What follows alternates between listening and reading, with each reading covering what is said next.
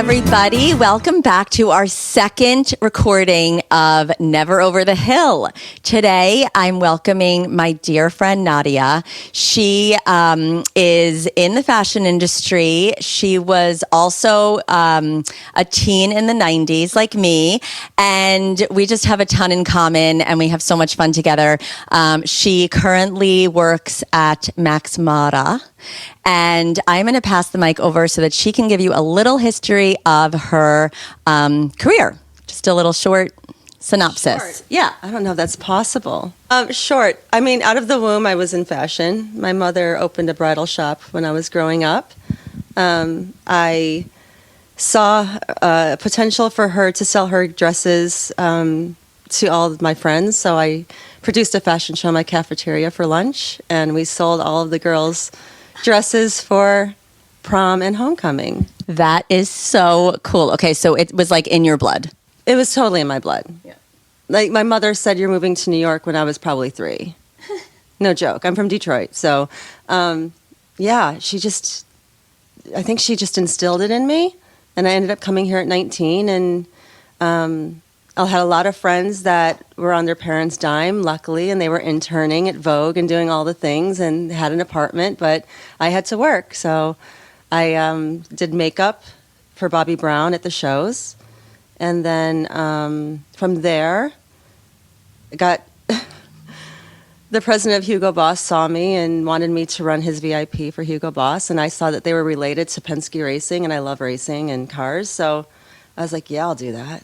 And ended up dressing all the race car drivers' wives for Indy. Okay, there's like so many stories here that, insane stories. But actually, because you just started to talk about when you were younger and your mom with the bridal shop and everything, one of the questions that I like to ask is, did your style and fashion influence your career choice? So we're just going to go ahead and start with that question. So I feel like the answer is yes, but... I mean, I think it did. I don't know. I feel like I was always in fashion, so that's my career choice. And it's just because I've always worn it. I've always read it. I've always studied everything fashion. I still do in a way. Gosh, yeah. I mean, it just was meant to be in this industry. And I think I've just been on many different levels of the industry. So the career path I'm on now within the industry is more on a VIC level and relationship and acquisition level of really bringing influential people to the brands. And VIC is very important client for those who might not know. Important person. That's so true. It's true. So I actually have changed I wanted to make sure that my title was VIC. Okay. And not. I love that. So anyway, was there a point in your life where you had this memory of like a style or an outfit that you regretted and you were like, I'm never wearing that again? Tell me about that. Do you remember merry-go-round? Yes. Wait, was it like Contempo? Was it like Contempo casuals? No, I used to have a suit from Contempo. It was purple. God, where is that suit? My mom got it for me in Chicago. Anyway, merry-go-round they had the IOU sweatshirts, they had the 8-ball jackets, Zeke Cavaricci's. Yes. And so I used to work there, and I was in charge of folding the IOU wall. This is why I'm OCD, and this is why my closet looks like it does, because I folded an IOU wall. That being said, I used to wear the clothing that they sold. And remember Skids? Of course. Pajamas, yeah. I thought I was so cool. I wore them to school one day, and this kid this wouldn't go down now, I know, but it was mortifying, but also I think back and it's kind of funny. He like ran up to me and like just, did one of those things. Luckily I had a long shirt on. Horrible. This is awful in today's age, of course. But like then it was like things kids. You know what? I honestly wish for those days again. So I was mortified, but I also was very happy that I had the long flowy shirt with it, the flannel pants, and it was horrible. So that was the worst outfit I've ever worn, and I don't think I've worn elastic pants like that were big like that ever again. And I think that was in 7th or 8th grade. 8th grade. Yeah. Yep. I was wearing them in 8th grade too. Definitely. And Farlow's. Do you remember Farlow's? Yeah. And Cavaricci's for sure. Yeah. The black ones. Poplin. Oh, God. So bad. Did they have the suede little insert in the waistband? Do you remember those? I don't remember that. Yeah. Oh my gosh. No, you're bringing me way back. Yeah. Holy crap. So do you have a name for your style now? I'm sure your style's evolved.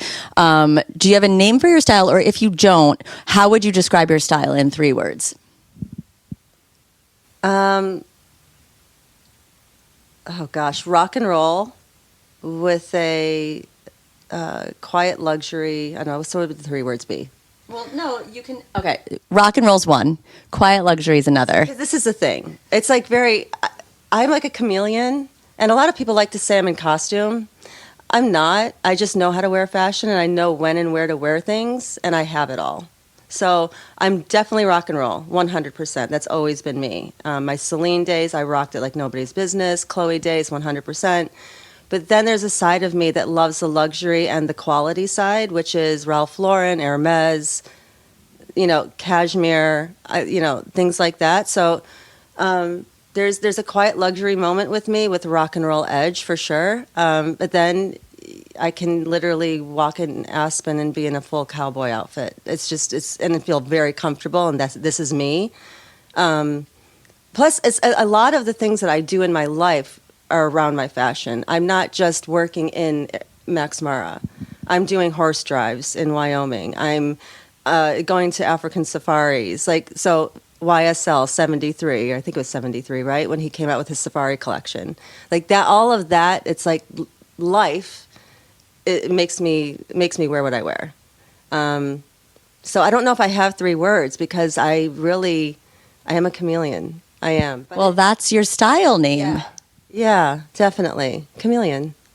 I love it. Rock and roll chameleon? Yeah, we can do that. Because there's always a rock and roll edge. I always put in something edgy in my outfits, for sure. So I actually made you a Rolling Stones Chica jacket, and then I shot a reel of Nadia dancing to the Rolling Stones in it and posted it on Instagram, and everyone was like, I want one. And I'm like, sorry, one of a kind.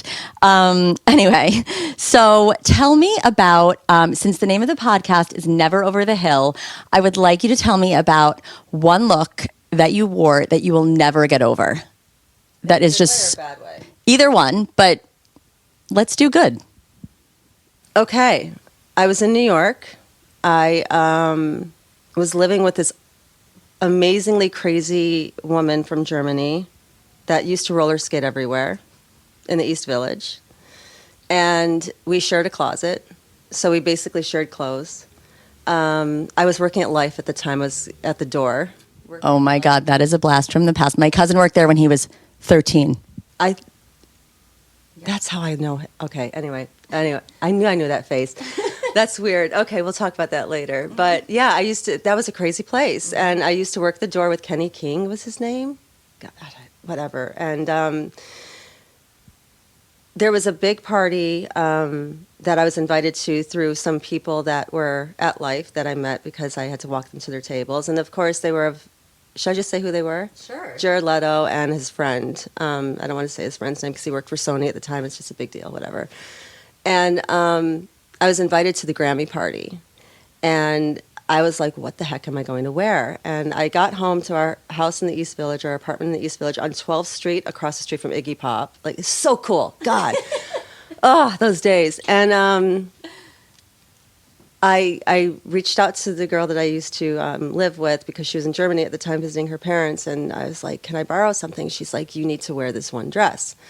So I went into her closet, and it was a pinstriped, strapless, 40s style wool dress, navy pinstripe with shadow stripe. And I had boning through here, and it was like a sweetheart neckline. Sounds like Vivienne Westwood. It was made for her, though. Okay. And it was down to my ankle. And I wore my mom's shoes that I stole from her.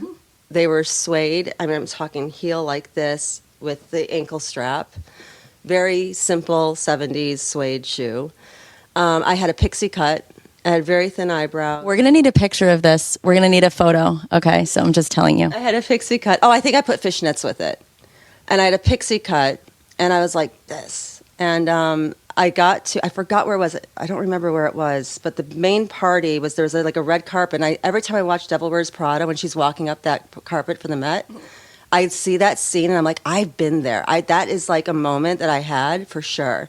Because I love fashion. I'm in it. It's my paycheck. It's great, but I love music more. So I was walking up. I'm like, and I saw some people that were there, and I'm like, holy crap, this is insane. And I started walking up the stairs, and people were like, Winona, Winona. And I go like this, and I go like this, and then everyone starts taking my picture. They thought I was a Winona Ryder. That is so amazing. That is like a 90s moment. I mean, I can't, yeah. Was it? This is early 2000s. Okay, early 2000s. So but she was actually my client, which is so crazy. And the thing is, I would tower over her. I was much taller than her. I don't know if it was the short hair or I don't know what it was, but the dress, everything was just that moment. And I remember walking up those stairs, and I never felt so secure in my life in the way I looked. Honestly, till this day, I just was like, this is it.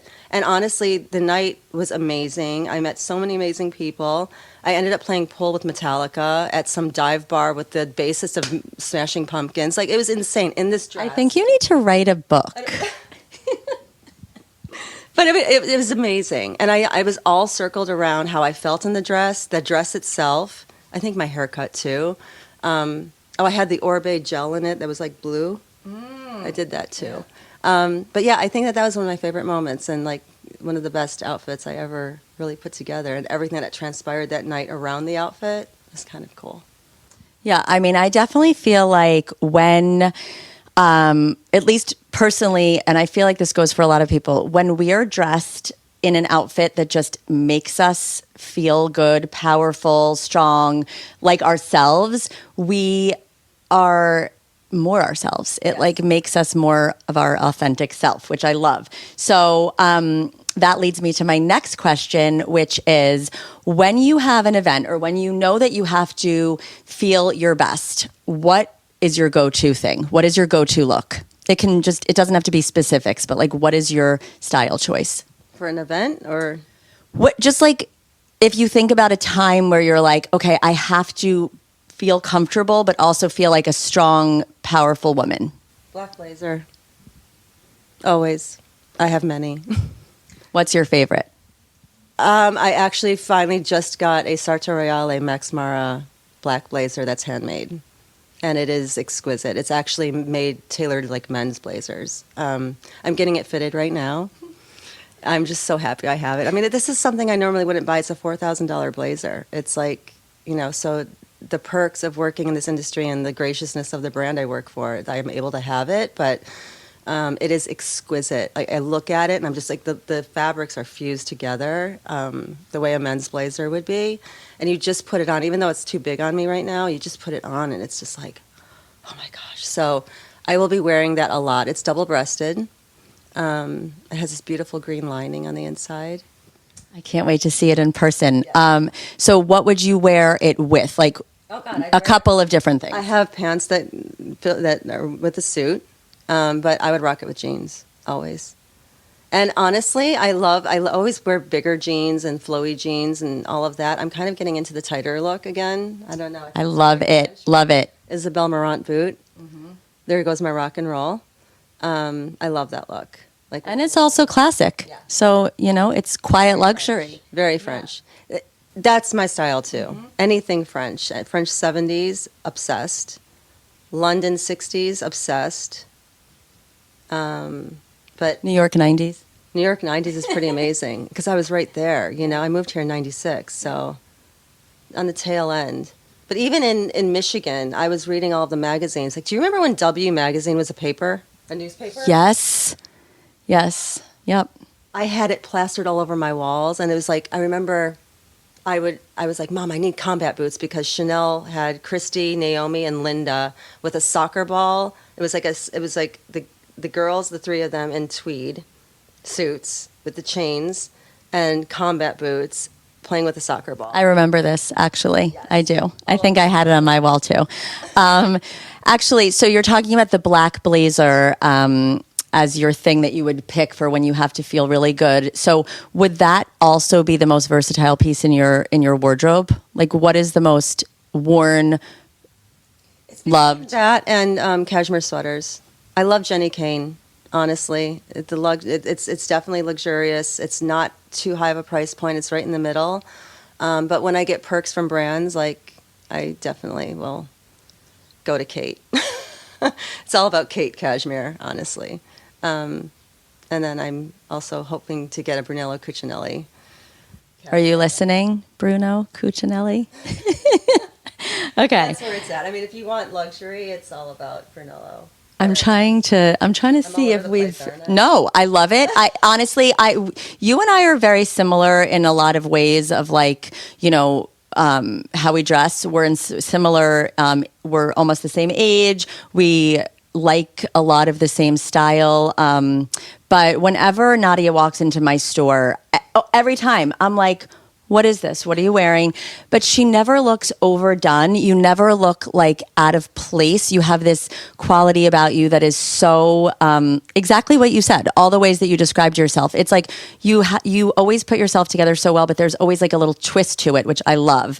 When you were in Milan for Fashion Week, the pictures that she was posting of these outfits, I was literally screenshotting them. So, okay, I was that blue outfit, but I'm just. I mean, the brand reads. I know that the brand reads old because it's been around since 1951. But the tradition of the brand, it makes it what it is. And I wear Sfilato, which is our runway collection. That's mainly what I wear. And when I put it on, it's people our age and younger. They're like, "What is that?" And I'm like, "It's Max Mara." And they're like, "My mom wears it." And I'm like, "So do I." I am your mom. Seriously, it's crazy to me. But that's it's exciting to be at this brand right now because. I feel like it's having like a resurgence of. Totally. There's very exciting things happening. We just launched Atelier, not launched, excuse me. We just had a beautiful moment with Atelier on a global scale. It's our coats that minimally made. We don't make a lot of them, but the workmanship, the craftsmanship is insane. It's absolutely beautiful. The fabrics are beautiful, extremely special. And we saw such great results, honestly. I'm exhausted, but we saw great results. And there's daughters of women that have our coats that are now like, wait, this is amazing. And it's actually really beautiful to see because fast fashion is not a thing with 20 and 30-year-olds anymore. I've noticed that. They want quality. And they're coming into Max Mara for the Madame coat because they get it. They know their mom and grandmother had one. And it's so refreshing to see because back in my day, we were like, Zara, Joyce Leslie, like we didn't know.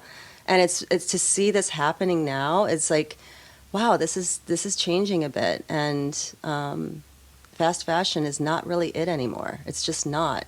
So it's really refreshing to see. I totally agree. I also feel like maybe vintage is taking the place of fast fashion because sometimes it's more affordable, like thrifting as opposed to going to the mall to buy Forever 21 right. or whatever.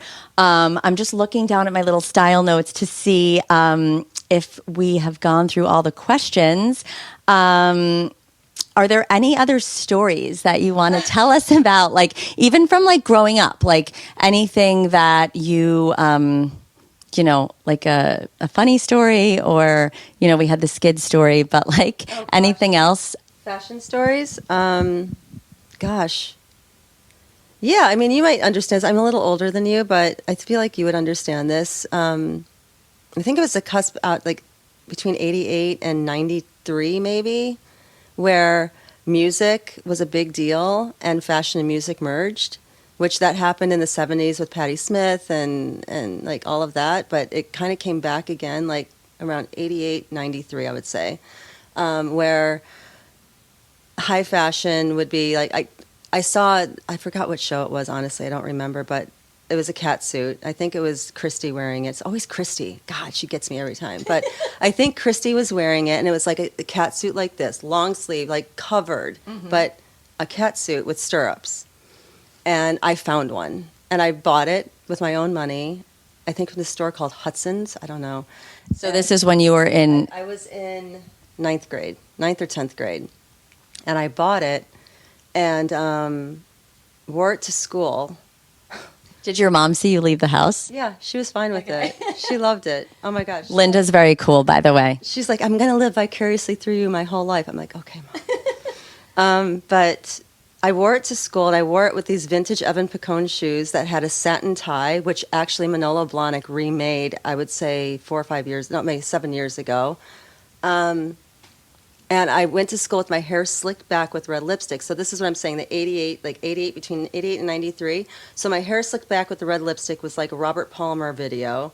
And then, I got this cat suit on, which is like what was happening at that time now. I think it was a Marc Jacobs show. I don't remember. But wait, were you allowed to wear this to school? Not your mom. I did. Okay, but what did they say? Like, what happened? This is the thing. Everyone's wearing IOU and skids and all of the things. And I walked in with that. And honest to God, it was so funny because I grew up in the suburbs of Detroit, and I had so many amazing friends of different cultures, and I always hung out with anyone that danced. And so we always were in a dance group doing our thing and listening to Belle Biv DeVoe and Boys to Men and, oh my God, Roundaway Girl, like LL Cool J. So I walk into school and like, damn, Nadia, what the hell's this? And I was like...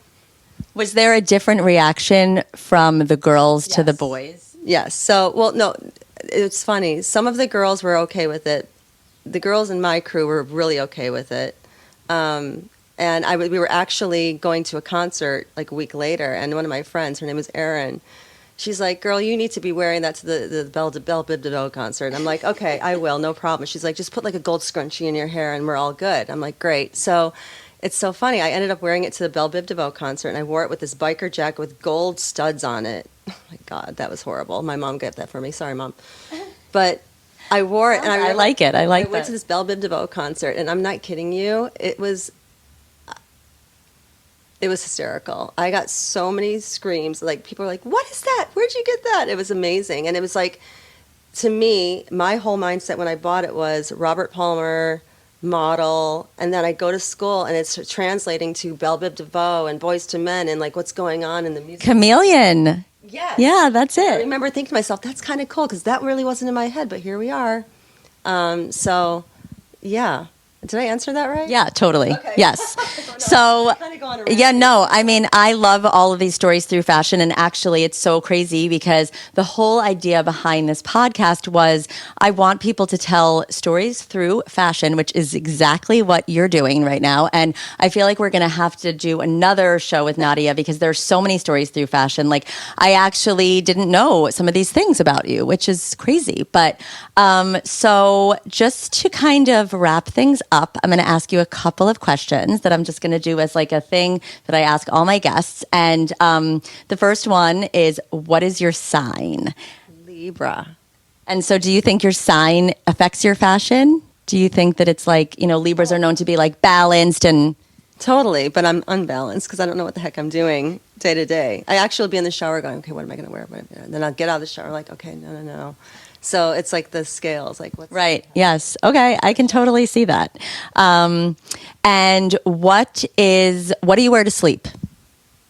Oh God, anything soft, like baggy pants and a t-shirt. Okay, so you're not like a ironed pajama person. Definitely not. Yeah, no. same. No, like me too. T-shirt. I'm all about that. A rock and roll t-shirt. Oh, I actually got the best t-shirt, and you'll laugh at this. It says "un, deux, trois, cat," and there's a cat on the end. Yes. Oh my God, I love it. And Emily in Paris. That reminds me of Emily in Paris. Okay. Amazing, by the way. I thought that show was pure fun and happiness, and the style is seriously. Yeah, you can't take it seriously. Right. I actually feel like you can't take fashion seriously. Yeah. Okay. What is the first thing you do in the morning? I drink about 8 ounces of water, and that's the first thing I do right when I get up. Nice. That's definitely better than chugging coffee first thing, although that comes second for me. Water, then coffee immediately. Okay, and what is the last thing you do before you go to sleep? Journal. Me too. Yeah. Love it. Yeah. We're so similar, except I don't have all these stories. I mean, I have some stories, but not the same. Anyway, so that about sums it up. And I'm so happy that you joined me today. This was so much fun. Did you have a good time? I did. It was a lot of fun, actually. Thank you. I was nervous, but I'm like, oh, wait, it's just Hill. Yeah, it's just me, and we're never over the hill, right? So never over the hill means never. We're over 40, but we are like just getting started. And yeah, so thanks for joining us. Bye.